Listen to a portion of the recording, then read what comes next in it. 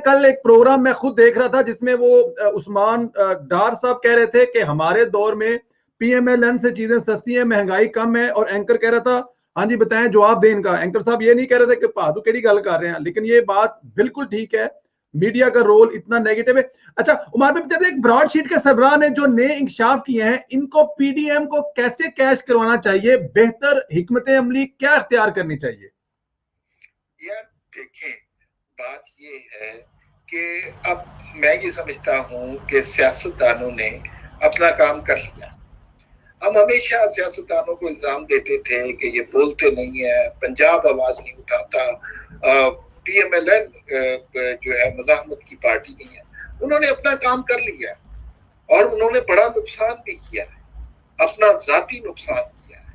नवाज शरीफ की अहलिया का इंतकाल हुआ और जिन हालत में वो थे और मरियम थी, वो बड़ा अलमनाक वाकया है, तो उन्होंने वो कुर्बानी दे दी है। अब मसला ये है कि अब और जो बातें आजकल पीडीएम के जलसों में हो रही है, वो पाकिस्तान की तारीख दोबारा लिखी जा रही है। आप देखिए क्या बातें हो रही हैं। कोयटा में बलोचिस्तान वाले अपने दुख को रो रहे हैं, केपीके वाले कहते हैं कि हम ही को ट्रेन किया गया और हम ही को बाद में दहशतगर्दी का इल्जाम लगा दिया गया। सिंध वाले क्या कह रहे हैं कि हमारा हीरो था, हमारा लीडर था, उसको एक आमिर ने फांसी पे चढ़ा दिया। पंजाब वाले कह रहे हैं कि हमारा हीरो था, हमारा नवाज शरीफ था, हमारे दिलों में रहता था, उसको आपने 2 दफा वतन बदल कर दिया, 3 दफा हुकूमत से निकाल दिया। तो ये सारी चीजें अब खुल के आती जा रही है। पीडीएम जो अब कुछ करने जा रही है ना, वो बहुत बड़ा वाकया है। और इलेक्शन कमीशन के सामने जब ये जाएंगे ना, तो बुनियादी तौर पर इलेक्शन कमीशन के सामने जाने से, इलेक्शन कमीशन तो एक बिल्डिंग है, लेकिन ये एक सिंबॉलिक बात होगी और ये बहुत बड़ा सिंबल होगा कि जिन्होंने इस हुकूमत को सिलेक्ट करवाया है उनके लिए इबरत का मकाम होगा कि ये इलेक्शन कमीशन के खिलाफ बिल्कुल कोई बात नहीं होगी। सबको पता है कि ये एहतजाज किसके खिलाफ है। वो रावलपिंडी जाते हैं या इस्लामाबाद जाते हैं, उसके ऊपर सारे मुत्तफिक है कि बुनियादी तौर पर ये इलेक्शन रिग किए गए थे एक लाडले को बैठाने के लिए। मैं आपको बताऊं संदेला कि लोग इस बात को, इस हुकूमत को तस्लीम कर लेते, जमहूरियत का दर्द उनके दिल में ना जागता। अगर पाकिस्तान का ग्रोथ रेट इस वक्त 7 या 8 होता, लोगों को शायद परवाह ना होती डेमोक्रेसी की। लेकिन अब उन्होंने देख लिया है कि इस तरह के सिलेक्टिव निजाम आने से उनकी जो हालत हो गई है, तो फिर उन्हें जमहूरियत याद आ रही है। पीडीएम वाले इस बात को कैश करेंगे, लेकिन पीडीएम के वालों के पास और भी बहुत सी बातें हैं। मतलब यार ये कोई छोटी बात है, दुनिया के किसी मुल्क में हो जाए कयामत आ जाती है कि जो आपने इलेक्शन ही रिग कर लिए। हमारे सामने हुआ है यार, लोगों की वफादारियां तब्दील कराई गई हैं, काफी बनवाई गई है, मजहबी वोट तकसीम किए गए हैं और बाप बनवाई गई है, जीडीए बनवाई गई है, लोगों को डराया धमकाया गया है और इलेक्शन वाले दिन खास हल्कों में पोलिंग स्लो कराई गई है, पोलिंग एजेंट नहीं थे, आरटीएस सिस्टम हटा दिया गया। ये सारा कुछ हमारे सामने हुआ। मीडिया नहीं मानेगा, इसलिए कि मीडिया मुलाजिम है, उनका नौकर है, तो वो इसलिए वहां पर आपको ये बात नहीं सुनेगी। लेकिन ये सारे पाकिस्तान को पता है, सारे पाकिस्तान को पता है। इनकी कली खुल गई है। नवाज शरीफ ने जो बात की है वोट को इज्जत देने वाली, उसके बाद से लोगों को बात समझ आ गई है। हर शख्स को पता है कि हम उनके साथ क्या जुल्म हुआ है, उनके साथ क्या धोखा हुआ है। पीडीएम वाले ब्रॉडशीट वाली बात को जरूर कैप्चर करेंगे, जरूर कैश इन करेंगे, करना चाहिए। भाई देखिए, वो कह रहे हैं कि $1 अरब कहीं और है पड़े हुए हैं, वो किसके हैं उसके बारे में बता रहे हैं, उसके ऊपर कोई नोटिस नहीं लेता। आज नहीं तो कल को वो बात खुलेगी ना, कोई पता नहीं कोई और भी पापा जॉन्स के पिज्जे बेच रहा हो, ये तो वक्त आने पे पता चलेगा ना। तो चीजें आहिस्ता आहिस्ता खुलेंगी। इस तरह की चीजें ज्यादा देर छुप नहीं सकती।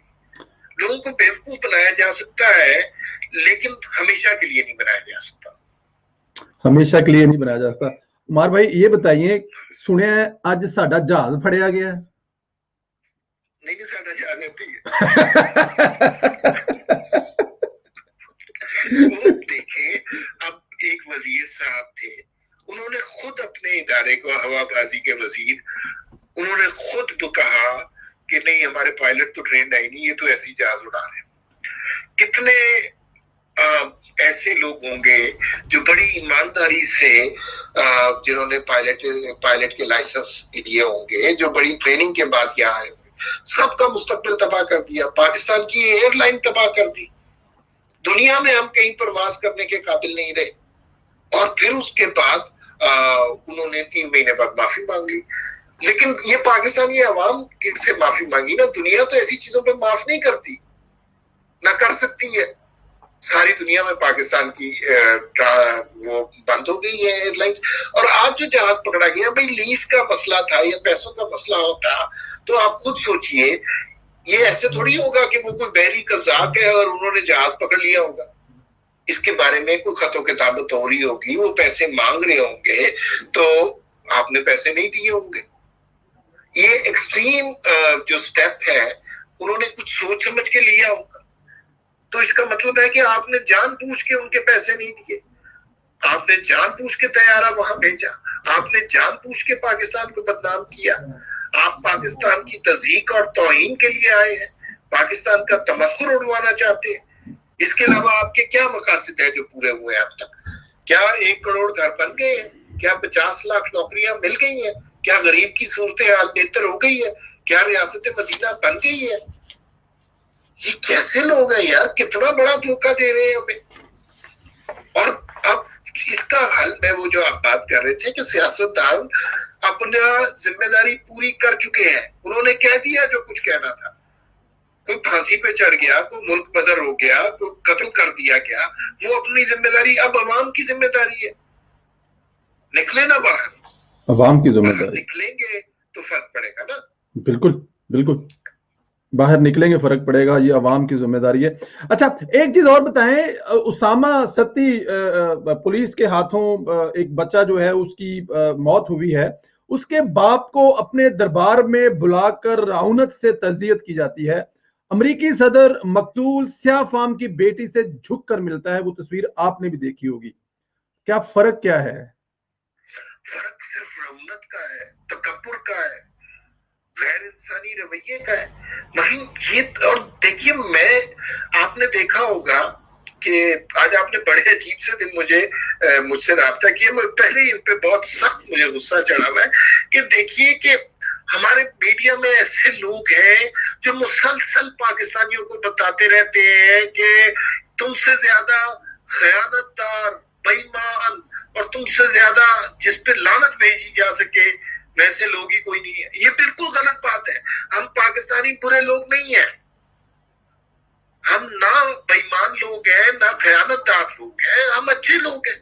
हमारे अपने अच्छे असूल थे सोसाइटी के कि किसी के हाथ कोई हादसा हो जाता, सानिया हो जाता, तो इस बात पर फख्र महसूस किया जाता था कि आपके जो भी जिंदगी में उसके साथ मरासिम हो, आप जाकर उसके घर ताज़ियत करें।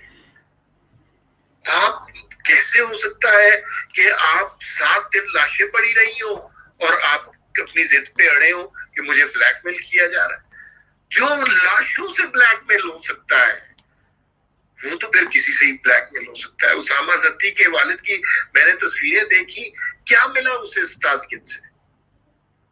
सारी दुनिया थू थू करती होगी हम पे। ये दुनिया के बुनियादी इंसानी हकूक के, समाजी रवायात के, अखलाकी रवायात के खिलाफ बात है।